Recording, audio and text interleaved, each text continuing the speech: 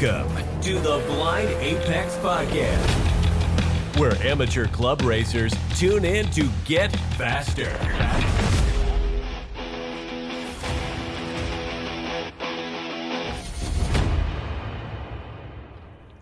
Hello, listeners. I'm your host, Con John Turk. This episode, we're going to cover safety equipment. You might have heard a little bit about this in the budget episode, but I wanted to clear the air a little bit. Today, I've got a guest with me. He's a closet Honda Challenge guy. Mostly, he runs around and looks at Porsches, though, probably. Please introduce yourself. Hi, everyone. My name is Mark Francis. I work at OG Racing. We're the official safety gear supplier of NASA Mid-Atlantic. Been at OG for finishing up my 13th year. Like you guys, I was a grassroots racer before I got into this business. Started out doing HPDEs in the late 90s. A couple of years later, I was asked to instruct, went through, got my competition license with Porsche Club of America, started club racing and instructing in 2000. Got into this field that we all are part of in 2005. And so I've got a lot of time in the business. You know, I understand where you guys are coming from, as I was an end user, just like you, before I became one of the guys on the other end of the phone when you call to ask questions, get technical advice, make purchases. You know, so I can relate to this, you know, the building a race car, just going to the track, want to make sure you get the right gear, spend your money wisely, because we all know this isn't this can be an expensive hobby. So want to always, at OG, we always pride ourselves in giving our customers the right recommendations for what they want to do and what their goals are. Awesome. Yeah, I think I've been a customer. I don't know. I couldn't tell you. I'd probably have to look at my email and see when the first time I did an order. But it's been at least 12 years that I've ordered from OG. Yeah, well, OG was founded in 1990 by Bill Love, and Bill was believe it or not, people were going out to the tracks. I guess in the 70s and 80s, I remember watching racing on TV, and I didn't know that a regular, just an average, everyday working guy or girl could get in their car, go out to Summit Point, drive around a racetrack. I always thought racing was what I watched on television. But Bill founded the company in 1990. Same thing. He was an end user. He was at the track one weekend, and I think he said he needed brake pads, and there was nobody selling the stuff. There was nobody there. There weren't pro shops. There weren't vending trailers. It was a lot back in those days. A lot of people would just drive cars to the track, empty out their trunk, put their stuff in a little pile underneath the tarp, and go drive.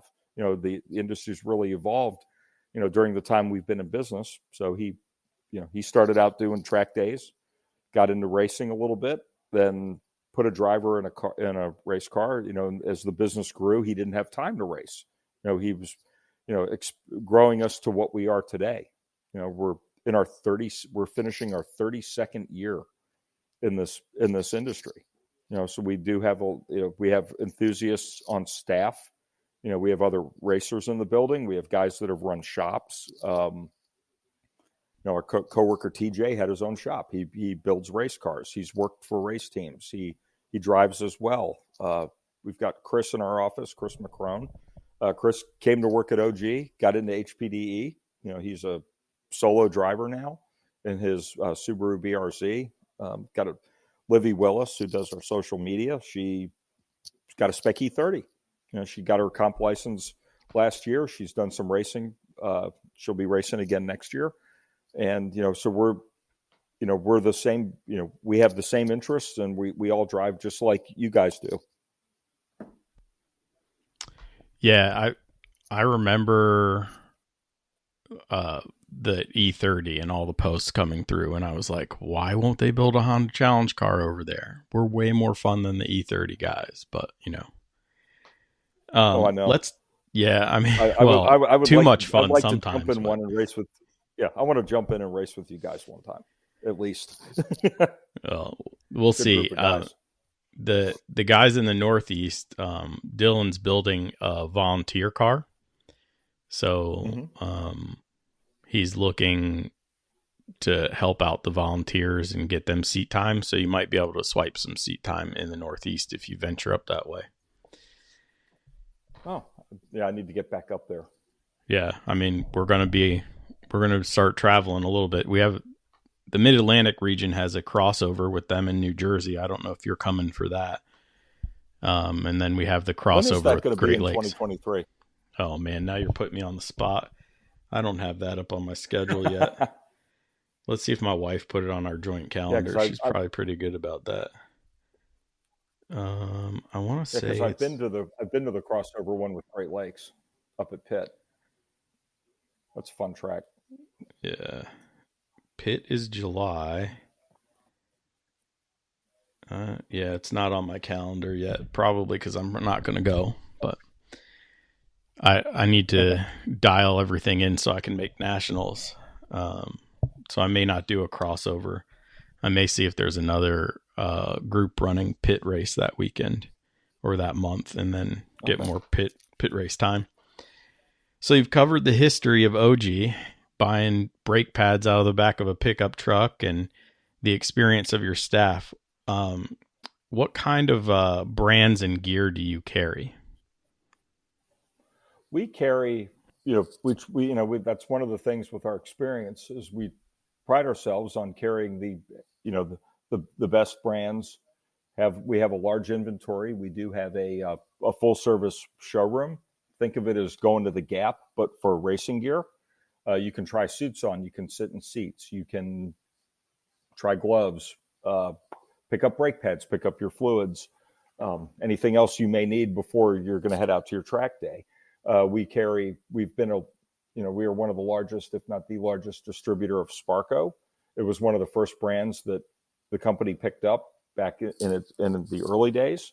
We also carry OMP. We carry Bell helmets. We carry Alpine Stars. They're, driver gear. Let's see, what other helmets? We carry Stilo. We carry Arai, G-Force. We do have Simpson. And our inventory is full. When you order from our website, unless it's like an odd special order item, it is shipping from our building, directly to you. So the website inventory is live. Yes, our inventory is live on our website. Awesome. When you create an account on the website, you can look back at past purchases. If you can't remember what compound of brake pad you carry, we also carry brake pads. We carry pads part number, friction pads. I never remember my part number. Yeah, that's the thing. Is a lot of times, you get a customer call. Yeah, I need pads for my 1992 Miata.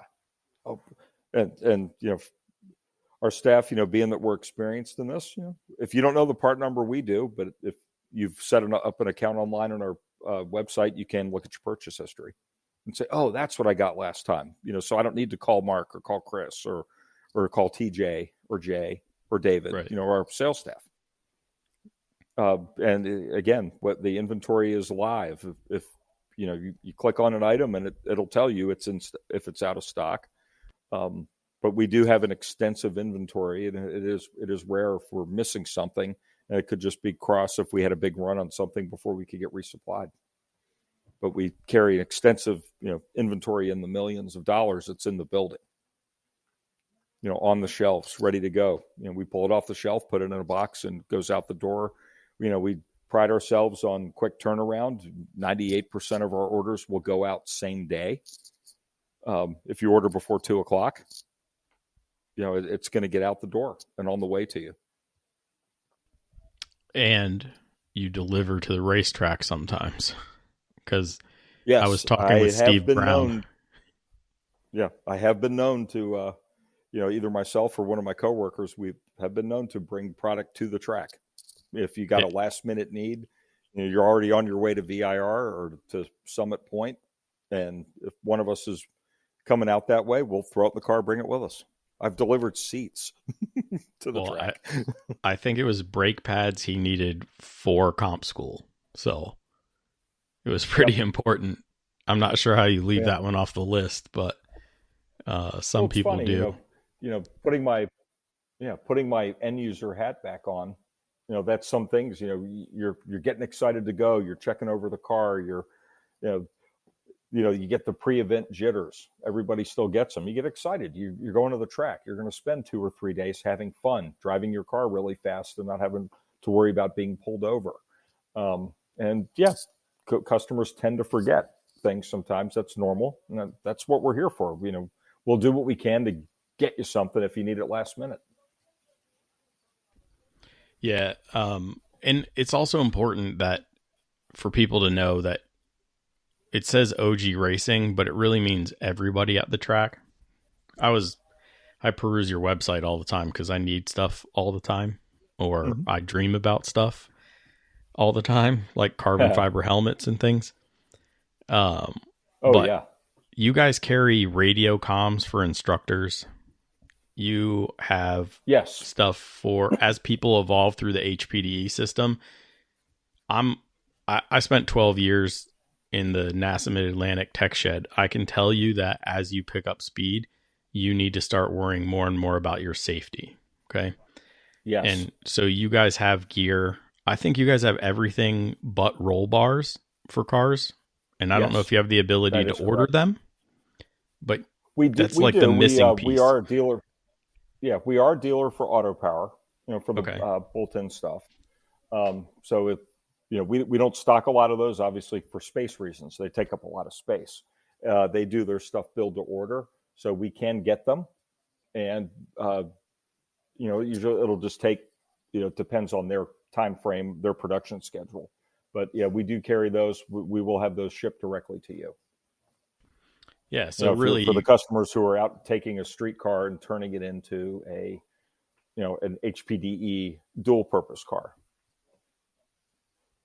Yeah, so you guys really can cover everything. You even have data systems, different data systems for the different needs of a driver. I personally don't need an AIM system. I went with the Garmin, but that's because I need to work more on the driver and have less input from the car. But you guys carry it all. Yeah, we carry. From what I saw. Yes, we carry the products from AIM. Starting with their basic solo lap timers, right up through full data acquisition. Basically you can. Their product is made to start. From just getting basic data up to having the entire car, everything the car's doing, everything that you're doing being logged in a data logger where you can go back and look at the information. They have cameras that you can run standalone or tie into their data systems. So the AIM is a really good product in that it covers anything from the basic track day guy to the full racer who wants everything, who wants wheel speed, brake pressure, steering angle, throttle position, they have shock sensors you can put in to measure shock travel. It's infinite what you can do with it, but for the HPDE guys, that's too much. It's information they don't need yet at that stage. And then with their other, you would be just fine with an AIM Solo and a camera, one of their Smarty Cams. We are also carrying the Garmin Catalyst. The Catalyst is a very easy to use, combines data and video, and will give you voice instruction from the unit. You put the camera up on your windshield. The camera will map out the track, and it'll tell you if you could go a little bit faster here.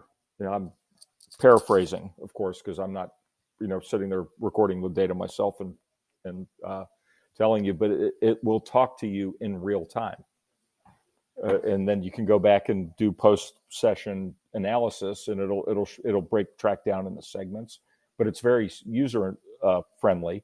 Anybody who's ever had a Garmin GPS in their car, they can work this. You don't need to take a class to use it.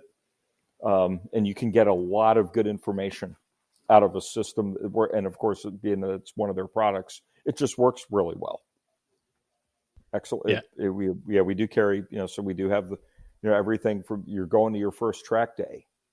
Well, I want to get a decent pair of shoes. Don't go out there to a big puffy pair of running shoes, so you can't feel the pedals. We do have casual driving shoes right up through full competition certified fire resistant race boots.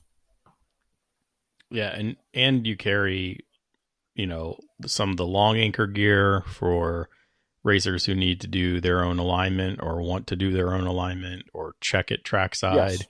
To they're pretty accurate. I wouldn't say it's the most accurate, but for the dollar, it's probably the most accurate tire pressure gauges, durometers. Yes. You guys have everything there. So as soon as you start camber caster gauges, toe plates, for doing quickie, checks, if you take the car a little off track excursion, you want to make sure you didn't knock the alignment out. You can, toe plates come with a tape measure. You can, as long as you got your baseline in your notes, you can make sure that the car is, the alignment's hasn't been, knocked out of where you want it to be. We do carry all those items as well in the building. Yeah, I'm sure the racers right now are like, you're boring me. But we were talking this morning, I believe, about some big new changes in 2023, specifically with seats. Do you want to break that down? Because I think that's going to be really important for the racers. Yes. Well, as you guys know, for the guys who do competition, when you look at whether it's the NASA regs, SCCA, Porsche Club of America, BMW CCA, they all have requirements for seats. The seat has to have an FIA date, be within 5 years, with the exception of the aluminum seats, which are SFI, what the Kirky Ultra Shield seats like that. And in the rule book, it says seat over 5 years old, you need a seat back brace. You can still use the seat. The seat's not junk at that point. But the FIA has come out, the old seats a lot of us have, and I don't mean old in a bad way, but the certification, the seats that most of us have in our cars at the club level are the old FIA 8855-1999 certification. Those are the seats that, from the date of the year of production, they're good for 5 years before you have to put a seat brace in if you want to continue to use it after that. The FIA, with the speeds the cars go and technology and everything, they have come out with 2 other standards for seats. They have the big one they have is the FIA 8862-2009. This is their highest seat safety standard. These are this is a seat requirement at the pro level.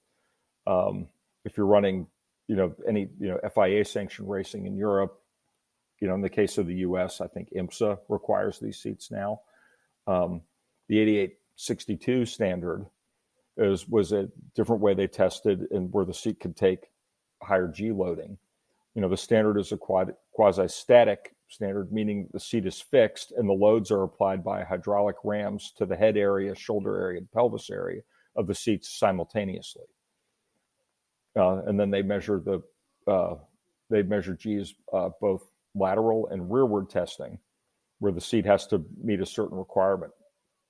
For example, it's difficult to compare the standard to say that an 8862 standard is way more rigorous and simulates an impact of simulate an impact of approximately 70 Gs. And to put that in context, for those of you who are into watching Formula One, I happen to be one of those guys. The crash that Roman Grosjean had at the Grand Prix in Bahrain in 2020, the impact was at 67 Gs. And those and the tests they do, they'll do the test with forces between 32. I don't know that term, it's a scientific one, but basically 3.3 metric tons in the tests they do, and it's about basically that standard makes that seat about. It can take about a 300% increase in loading compared to the 8855 standard of the pelvic, shoulder, and head area of the racing shell. You'll find seats like that in, say, BMW M4 GT4 factory-built race car, the Porsche Cup car, 991, now the 992 Cup cars, the Porsche Cayman GT4 Club Sport. Those have seats that meet that standard. The seat is all part of an integrated system. The side mount, the sliding mechanism, everything. That seat is tested with all those components already as part of it. It is a complete system.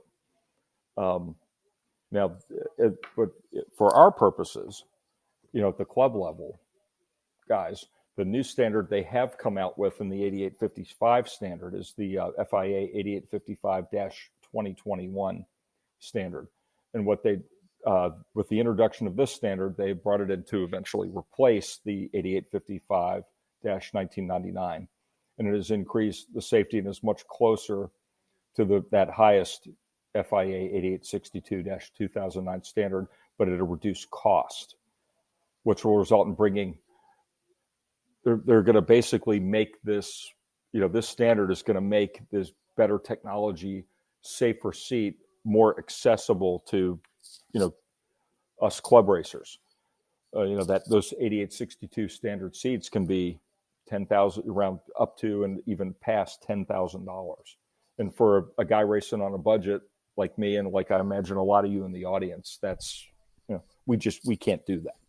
Right. So they wanted to come out with a better standard to give us some of the safety advancements of that 8862 certification in an 8855 seat that is attainable for basically the rest of us. Yeah, $10,000 is basically right around my annual budget to run, just to run the car. So what are the prices looking like on those club level higher safety seats? Well, I'll give you a little background on that. Okay. The new 8855-2021. They have, those seats are now going to be have a 10-year lifespan, because it is a stiffer, more rigid seat. You're not going to get weight savings by putting one in, being that the seats are much more, stronger. They are heavier. But the, just to put it also, the 8855-2021 has not made the 1999 standard seats obsolete. Yeah, the standard has not been withdrawn, and the FIA, along with other governing bodies, are aware that these design requirements on some of the new seats may not fit in some of these older cars. For example, vintage cars. So they have not killed that standard, but these seats will be, there will be 8855-2021 seats coming out. They're going to be under $2,000. I think that's pretty affordable considering it's added safety. It's twice the longevity. I was looking up my OMP, the HTE-R. I have it in the XL version, is already $1,000. If I have to deal with that every 5 years, maybe I can go with a safer seat and just leave it in for 10 years, So I think without having the requirement of putting a seat back brace on the car. Right. I think it's going to be tempting for some folks for sure. Earlier you talked about tennis shoes. To get them. We do have them on order. Oh, you have them on order? Do you have an expected arrival? Yeah, we'll have date? some. We don't have data. We don't have. It'll be after the first of the year. They're on a boat. They come in. It's just a matter of them getting here. Probably at this point, I'm guessing that they are, yes, and they'll come into the U.S. The U.S. distribute. Sparco USA, OMP America, Saybelt. It's another European company that'll be making these seats. That they will come into their U.S. distribution point as well, and then out to the dealers. So I think safe to say we could expect them coming in, late winter, early spring. By the time we have them on the shelf, just by the time they get there and make it, and then get shipped to us. Okay, but that works. Most of us don't start. East Coast racers don't start until March. So some folks don't have an off season. It's weird talking to guys from Florida and California. Their off season's in the middle of the year, so it's a little awkward. Mm-hmm. But earlier you mentioned Yes. shoes, and shoes I found to be Mm-hmm. extremely important. Now, I've been racing for 2.5, going into my third year or so, full year. Mm-hmm. And I definitely bought the cheapest shoe. Whatever cheap G-Force shoe was there, and I bought it.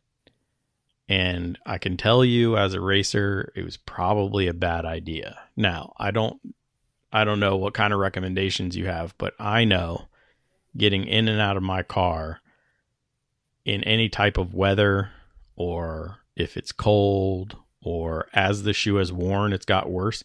They have zero grip now. Yeah, they don't like wet.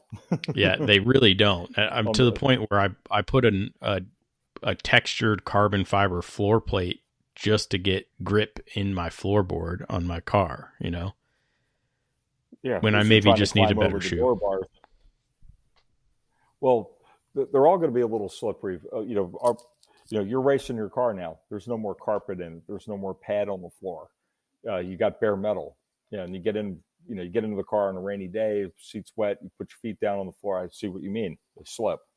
The others, you're never going to totally get rid of that. Getting into a race car, really, when you're looking at the, why shouldn't I just buy a $50 shoe as opposed to, well, why should I buy this $300 shoe? What's the difference? The basic entry level shoes usually are only SFI rated. Which meets all our technical requirements, at our, in our club level racing. They may be a little clunkier. They're going to have, sometimes have a little thicker sole. I've had even guys at the pro level like a thick sole. I had a pro racer tell me one time, he was on his way to test with the Roar before the 24. He goes, I like a thicker sole. I like to stand on the brake pedal. And some of the shoes with the thinner soles, he's like, I don't like it. It hurts my feet. Okay. And I sold him a shoe that meet his needs. Shoes are pretty subjective. It's really what you like. Personally, I like a thinner soled shoe. I like to feel if I could drive in socks, I probably would. I just like to feel the pedals. I feel like I get better feedback. It's sort of a to each his own. Right. When it comes to shoes. Yeah. Yeah. Are they all going to do their job in the event that there's fire in the cockpit? Yes. Yeah, I think they're not designed well to take on and off easily. And so that doesn't help me at all. And then also, these definitely have a thicker sole, and I'm probably with you. I probably need a thinner sole. The pedal feedback isn't there for me. Yeah, I understand that.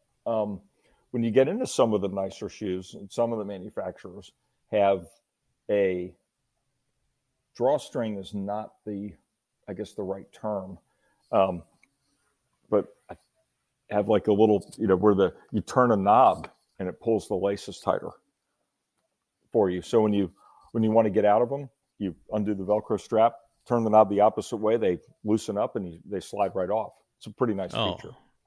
It's coming in with some of the new technology in shoes. They're extremely lightweight. You don't want to walk around in the paddock all day. In between sessions, come in, take your driving shoes off. You'll make them last a lot longer. I learned that myself. I used to walk around in my shoes. Even if I was just wearing driving shoes at an HPDE, I wouldn't change my shoes all day. And I wore the soles out faster. So I disciplined. When you're racing, especially during the summer, you come in after your, whether it's a practice session, qualifying, or your race for that day. First thing you want to do is get out of your suit, get out of your shoes. So then, you're going to take your shoes off to take your suit off. Then you'll put your walk around shoes back on. Yeah, I get out of my setup as fast as possible. Yeah, so do I. Even with a cool suit. There are times I walk around the paddock and I see guys jumping out and then they're going and working on their car. I'm like, take your suit off.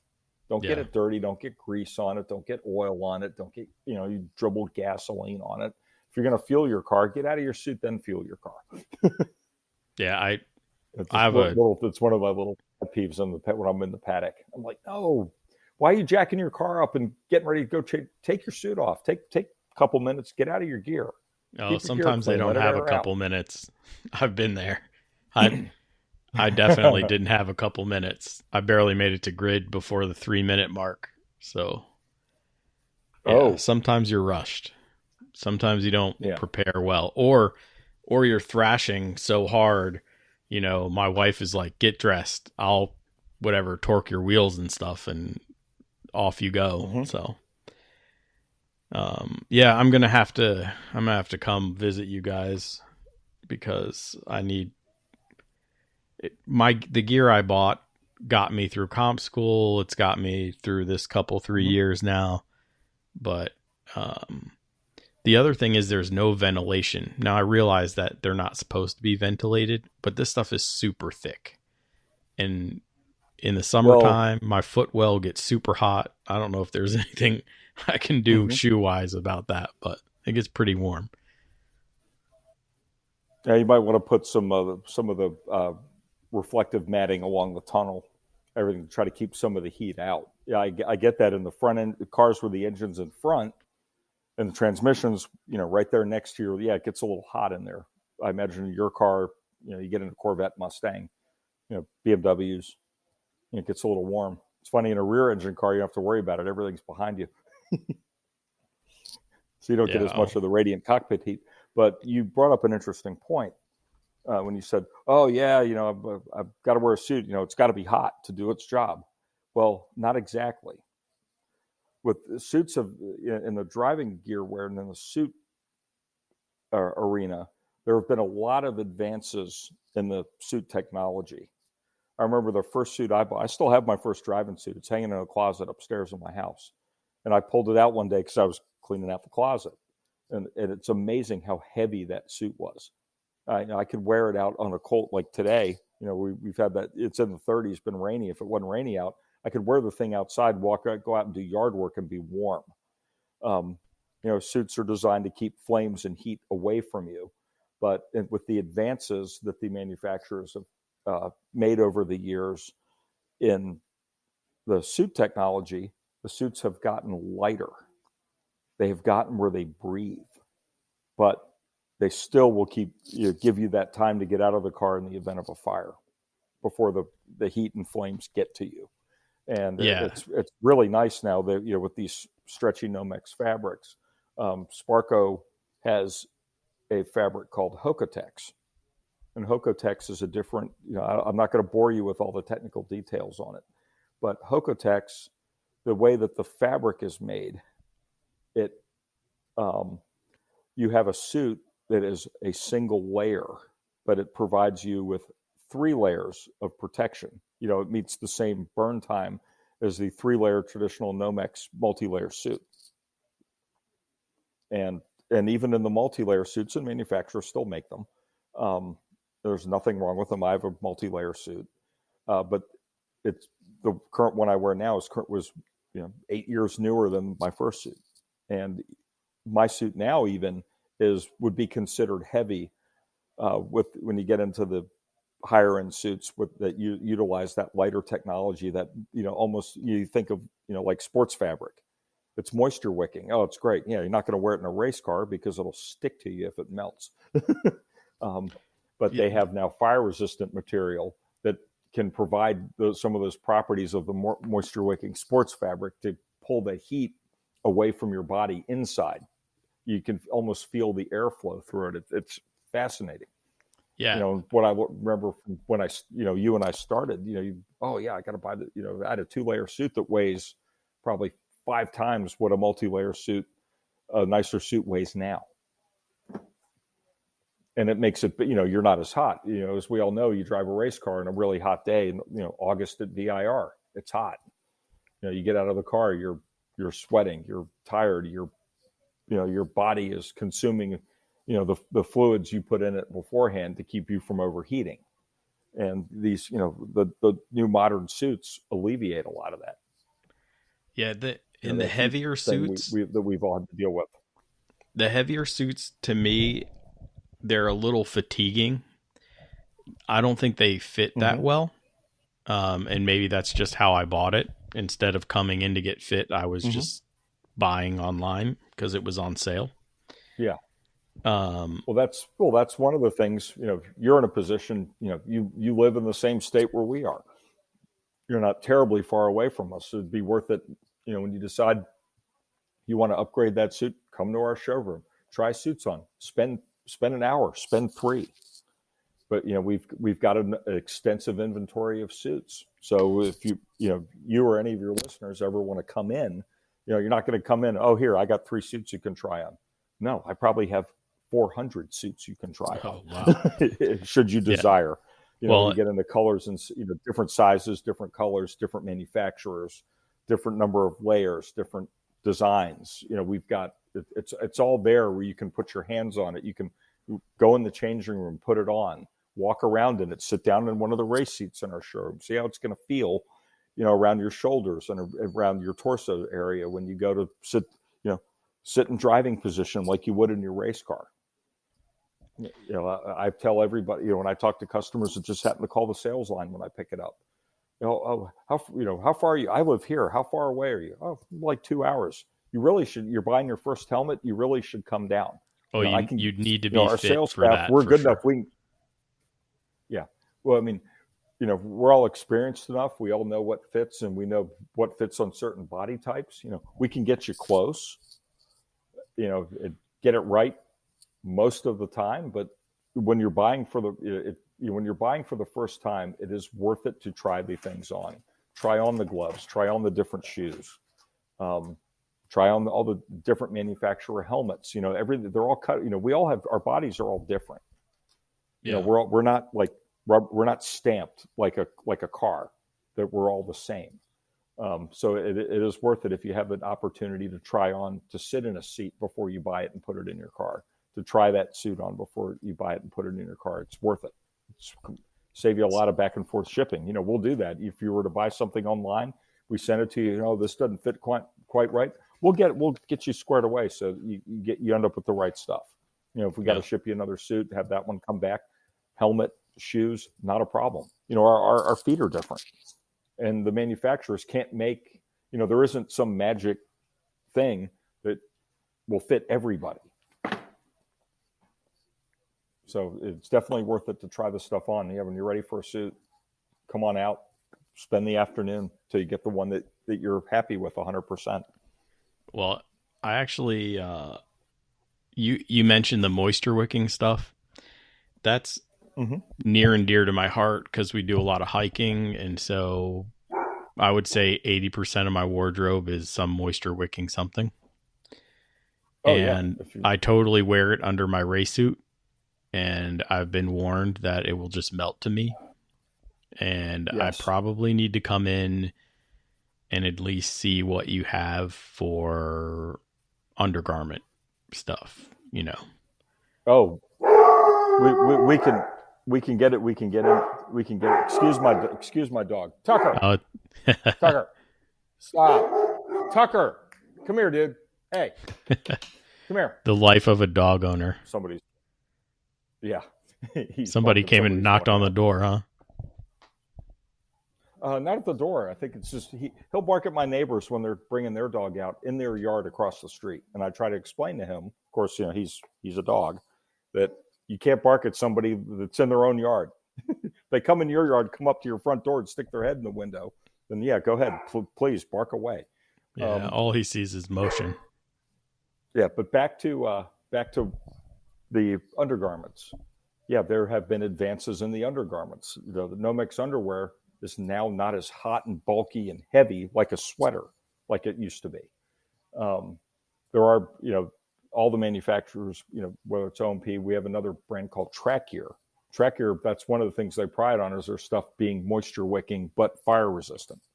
Yeah, you don't want to wear the sports fabric. I got Under Armour t-shirts and the sports fabric undershirts and things. Yeah, you don't want to wear that in a car, and it will, be bad if, in the event if you did have a fire inside the race car. Yeah, because it will get hot. It's it's not a natural fiber. It will melt. But there are new in the advances in the fire resistant technologies. they have made them that aren't as heavy, aren't as bulky. They still protect you, and they do pull some of that moisture away from your body, because even on a cold day, we sweat when we're driving a race car. Oh, absolutely.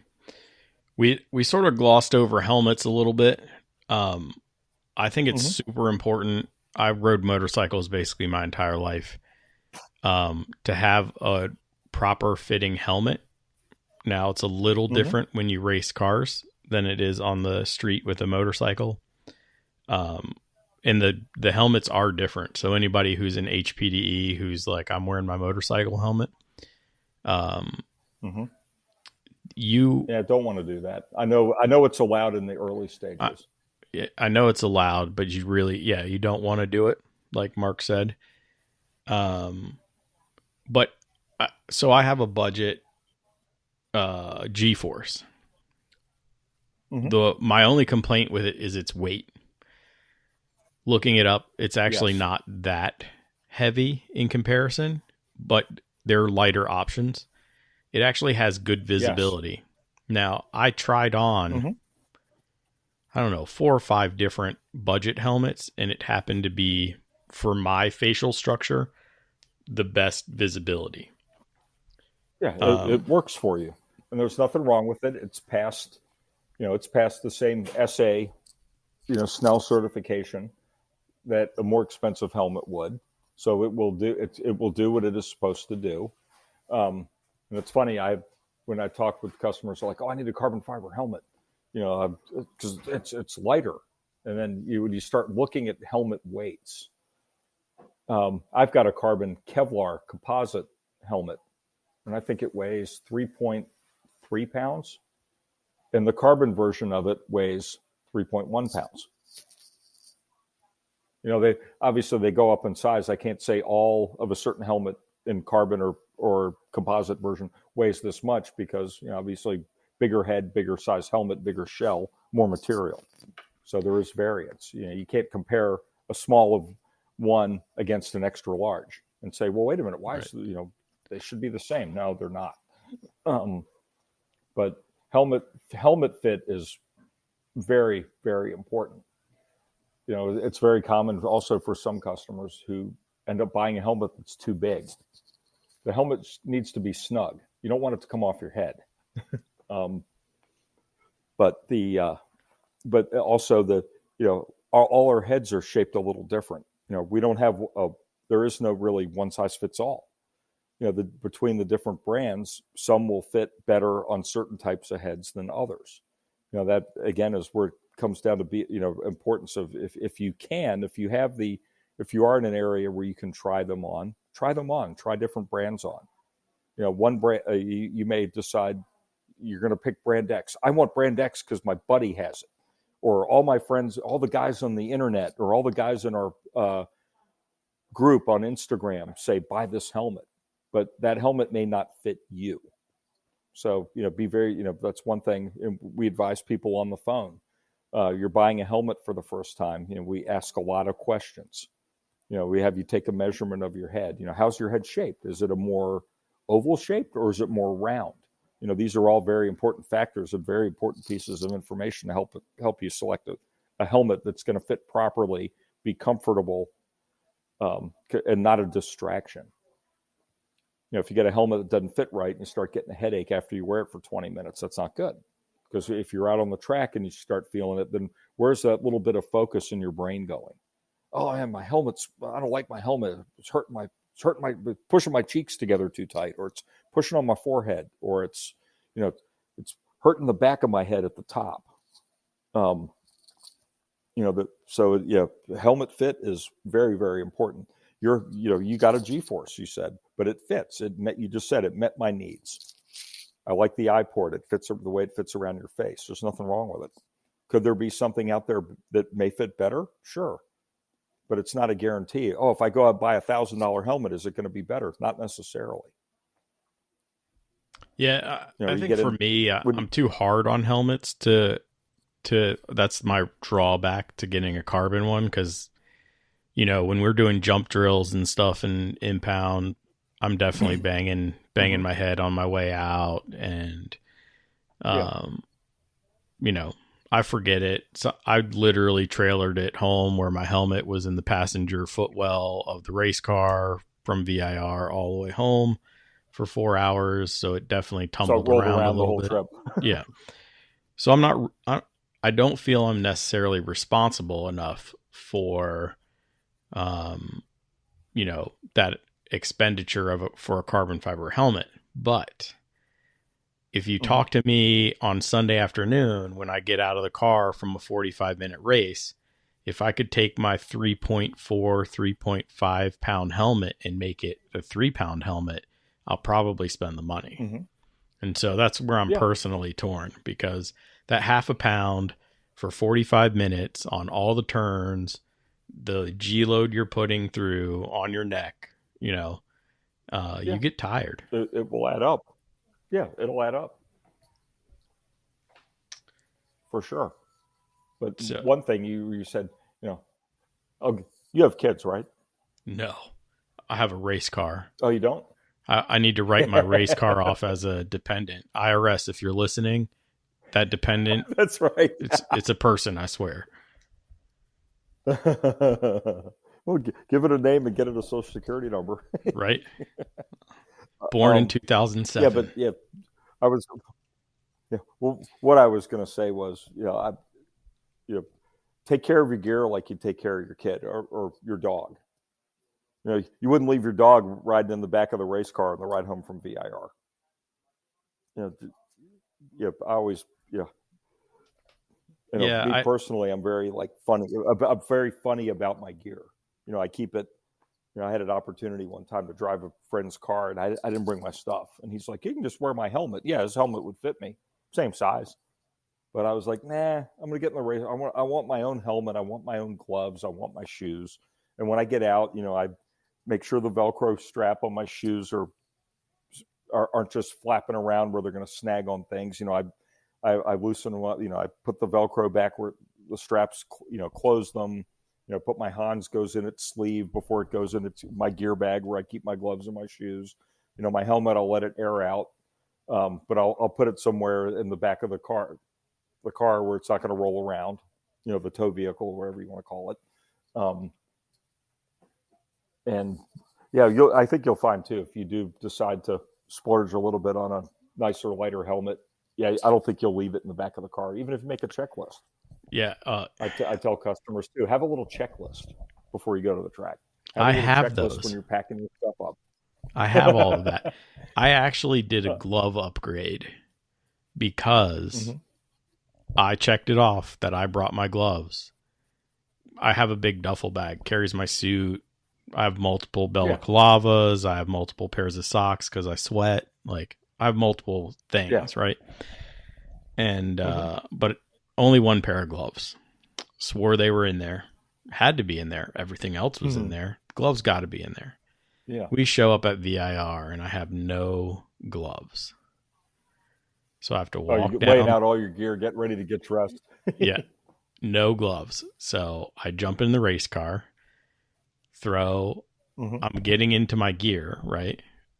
We're going out for practice. It's a good thing I get ready early. I drive down to TMI and I hand them a thing and I said, I need gloves. And they were like, do you care what color? And I was like, I don't care. I'm about to go out to practice. Well, it turned out what do you got?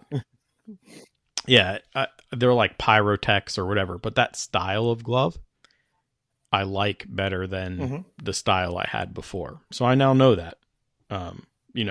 They're not holding up that great, but another thing for the list, something to buy.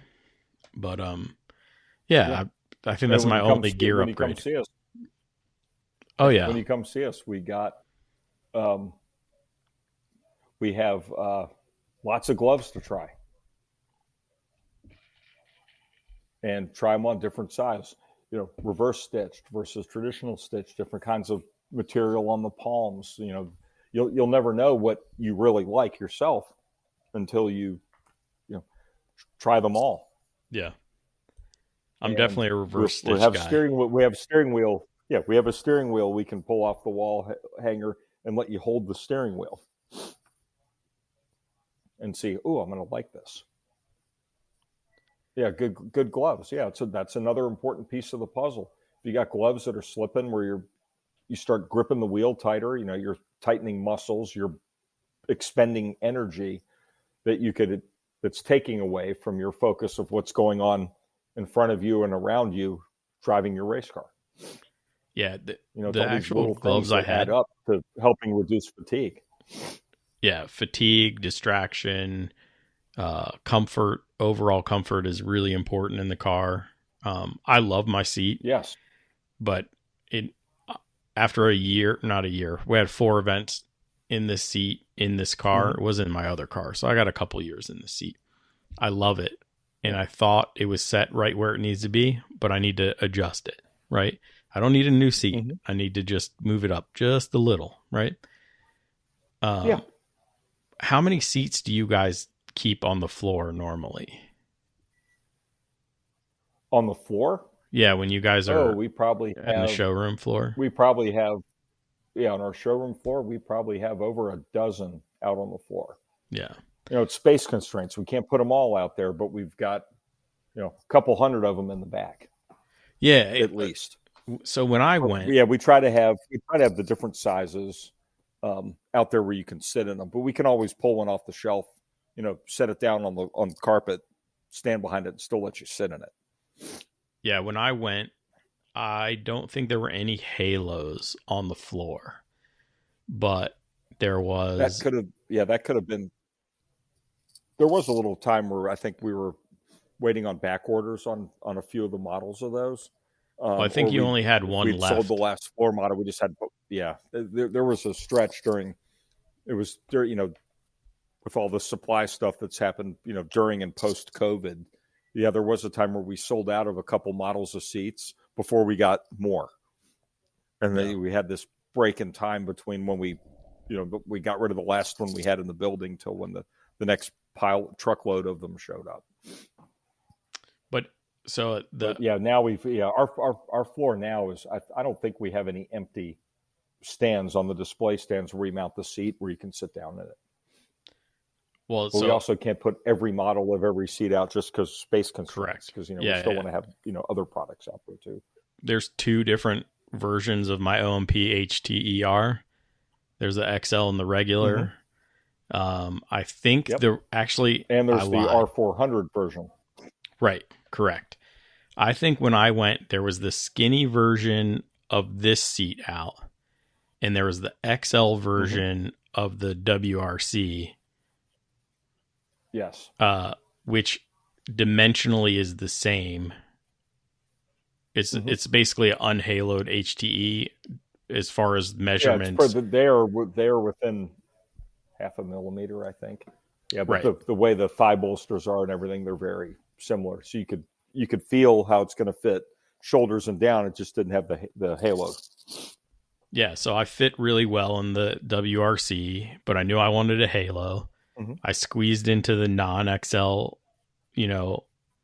HTER that was there. And I was like, well, my butt's all the way down and these aren't really in my way. So that's what I'm going to do. I needed the XL. So that's what I went with. But the other thing I think... That's a good seat. I like the HTE. I see it everywhere now. But the other thing I think people overlook is their belts. Now, spending all that time in the tech shed, I learned a lot about belts. I heard a lot of people complain about belts. And I was very specific 2 years ago now. No, last year. I came up and ordered. And I'm a cam lock, pull up on the lap belts, pull down on the shoulder harness guy. And if they don't just make them that way forever, I'm going to have a problem because I don't understand how people adjust up on their shoulder belts and then down. Yeah, well, the shoulders. Well, the shoulder belts all be, you reach and pull down on the ends on your shoulders. Yeah, the laps are where you get into pull up versus pull down. It depends on where the pulls are when they're in the car. Yeah. There are belts out there now where they, when you buckle into the cam, the adjuster portion is in your lap. So you just pull out, and they consider those pull down.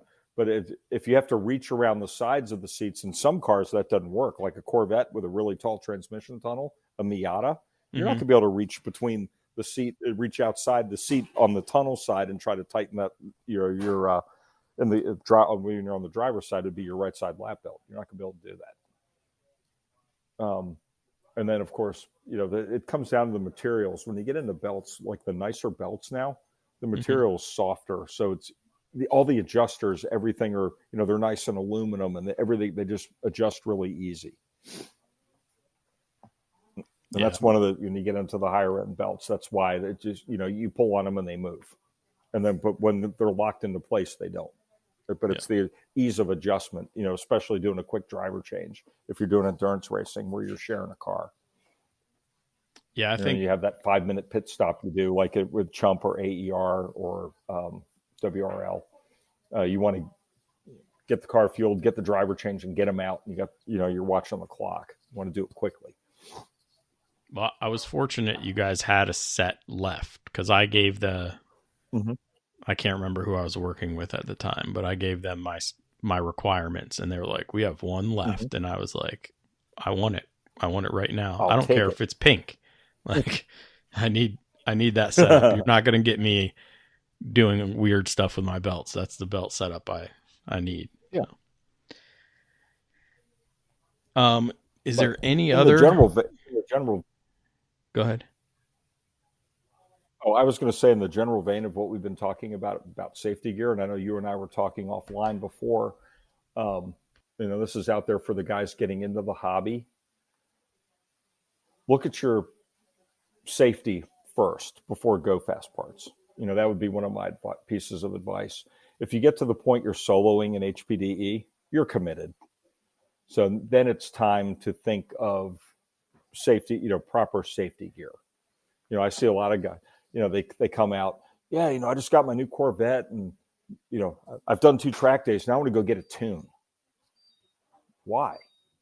Yeah. And you're driving in 3-point seatbelts. Yeah.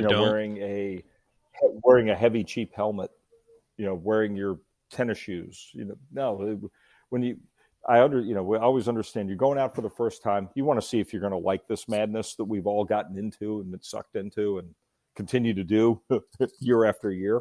But when you get to the solo point, you're committed. All right. You're putting you put the time in to get here. Don't look at these things that make your driving experience better, rather than just throwing go fast parts on the car, buying sticky tires or thing. It's important. Absolutely. I always try to stress that. I stress that when I talk to people on the phone. Yeah, I used to get to see them don't skimp on all. your safety. You only have one you. Yeah. You probably see some of them at tech. Yeah, I used to see them in tech all the time. 20-year-old driving suit. Yeah. The 20-year-old driving suit, the glove, the shoe where the sole's starting to come apart. No. I'm so against. So here's my soapbox from the tech shed. When you do safety equipment, you do it all at one time. You do not want a fixed back seat without rollover protection. You do not want harnesses in a regular seat. A harness bar is not rollover protection. That is the worst gimmick I've ever seen in the entire world, because other than a very standard frontal collision, it's probably not going to do you a lot of good. And I think they should be banned, but that's probably for a different podcast when I rant at nationals. You want to do it all at once. If you're going to do a seat, you need to commit to rollover protection in a roll bar or a full cage, and you want to commit to the seat and the harness all together. And at that point, you need to start. Safety is the system. Yeah, it is a system. It's not one piece at a time. So I firmly believe that. Yep, I've had that conversation over the years hundreds of times. Well, I'm thinking about getting a seat. Okay. You're going to get a seat. You're going to want harnesses. You're going to use a seat and harnesses. You need a roll bar. You need rollover protection. And then, of course, then you're at that crossroads again. Do I want to try to make this car into a race car? Oh, wait, but I drive it to work every day. Okay. Well, obviously a full cage is out. But if it's going to be a dedicated track car, I tell guys to just skip the roll bar, just go to a cage. Put a cage in the car. Proper seat, head and neck restraint. And if you're at that level where you're committed to this hobby. Yeah, the other thing with that would be another podcast. What do I do when I get to the gray zone? There's a subject for one we could do. You brought up the head and neck restraint, and I wanted to touch on this. Actually, it's sort of in my notes, sort of not in my notes, but okay. You guys carry Hans and the other version. So the instructors out there, I can't remember what it's called. Yes. Everything's made by Simpson now. It's called the Simpson Hybrid S. Yes. Simpson makes two hybrids, and as a tech person, they make the Hybrid S.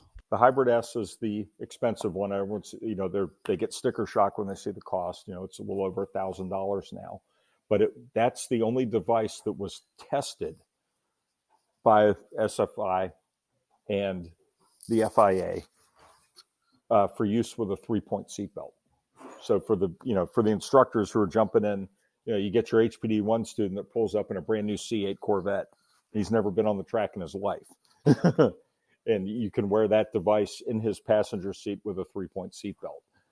Their sport version has not been tested, but it's funny. I've seen people wearing them. Now, will it work? I don't know. They didn't test it. I haven't tested it. I haven't been in an impact with the thing on in a 3-point belt. And we also sell the Hans device, that is made to be used with a harness. There is no way around it. Both of the Simpson hybrid models, the S or the Sport, can also be used with 5-point belts. Yeah, or 6-point. I implore any instructor listening, you need to invest in that, because you're going to get into somebody's car, and you need that protection. Yeah, and we are carrying a device made by Stand 21 that looks like a Hans device. Okay. Where it works the same way. It's got the yoke, it sits over your shoulders, you pull your harnesses down over it. Is it also certified? Yes. Okay. They fit a little differently. That's another one. We have customers come in. I'm getting the Hans. Try the Hans on. We'll throw this one on there too. Because I have had people buy them based on the shape of their collarbone, how their body's put together. They found one to be more comfortable than the other. I have an 18 and a half inch neck. Nothing's comfortable. And so, the same. Yeah, when you get to harnesses, and I think most of the clubs now, if you're using harnesses and the car's got a roll bar or cage in it, they want you wearing some form of a head and neck restraint. Yeah, I think that's smart. Yeah, it is. They work. And when I've had to get in a car with 3-point belts without mine, I feel like I'm not wearing pants. It's not comfortable. I don't like it not being there. Yeah, I made 2 drastic purchases after being at a track where incidents occurred. One was my Hans. Mm-hmm. A friend of mine, his brother rolled at Summit Point. And then the other one, we had a catastrophic fire. And in my race car, all I had was the handheld, and I was like, we got home and I made a call. That's why I actually have to come visit you anyway. System. Yeah, my fire system was certed in July, so it was probably the July event where it occurred, and I went and bought right away, and so it expired. It needs to be recerted from July 2022, so I need to bring that by for next year for that great rule. And also for your listeners, too. We sell the SPA and the Lifeline systems, and we service the both in-house. Yeah. So when they get to their service date, you can send it to us, bring it by, and we can service it and ship it back to you. And when we sell them, we fill them and pressurize them the day they ship out. Okay. Yeah. So they're fresh. I mean, this will obviously is already been we're recorded, but I already gave away the Lifeline Zero 2020. I'm kind of kicking myself I didn't buy that for my own car because it was lighter than the Spa that I got. But anyway, do you have any parting shots for listeners on safety equipment or anything like that? Nothing more than what we covered, other than I can reiterate. If when you're selecting these items, if you have the opportunity, if you're nearby, whether it's us or another company in this business where you can try things on, it's worth the trip. Do it, and take your time. And what works for one of your friends in your group chat may not be the right item for you. Take that into consideration. Yeah. And we're here. We have showroom hours Monday through Friday from 10 to 5. You can come in. We can get you outfitted. From head to toe if you need it, or if you're just picking up a pair of shoes. Or racer's tape. Got that too. Yeah, I was gonna ask. Do you have winter weekend hours by chance? Not yet. We usually will start those up in January, especially in preseason. With guys getting ready for the season, guys getting ready for comp school. We'll do, but it's staffing. It's just we're like you guys. We need to eat and sleep too. Yeah. Well, I mean, we're recording in December, but we'll bring them back. I think after the first of the year. All right. Well, we did last year. I think we were open all through the month of February. You don't need an appointment like we did when we had, during COVID, where we were limiting the number of people in the showroom. Right. But we've got staff there to assist you, get you outfitted, take your time trying things on and things. Awesome. Well, Mark, I think that wraps it up. Racers, you got a decision to make whether you're going to buy a really expensive, super long lasting seat. Actually, it's not really that expensive in the grand scheme of things. It'll probably be the last seat you buy for that car, unless you plan on racing for 30 years. Then you only have to buy 3 seats. But and for all the HPDE guys, all the racers that are new, everybody, it really does pay to get fitted. Fit your helmet, get your shoes, your suit. Everything's going to work a little bit better, I believe. I made the mistake. I'm still wearing the stuff I made mistakes in. But I think comfort, minimizing fatigue, all that stuff will help you get just that little bit faster while you're out there. So there's less of a distraction and you can be more confident, So, Mark, I really appreciate you coming on. Thank you. Thank you for having me. Thank you for giving me the opportunity to talk about OG Racing. As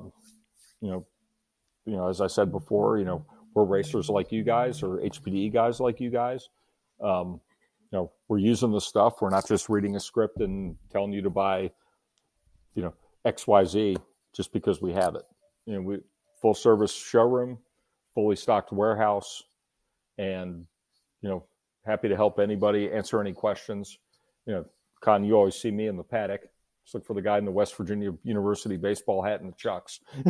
Yep. That's probably me. Yep. And you guys are at OG Racing on Instagram, and you also have a Facebook page, I believe. Yeah, I usually stalk OG Instagram. On our Facebook page. Yep. All right. Yep, that's us. Well, I'll see you next year in the paddock at some point. Probably March. Yeah, let me know when you want to come in. If you want to come in and look at suits or something, let me know. All right, will do. Appreciate it, sir. Thank you again. Awesome. Thank you, Con. Mm-hmm. Bye. I enjoyed it. Thank you very much for having me.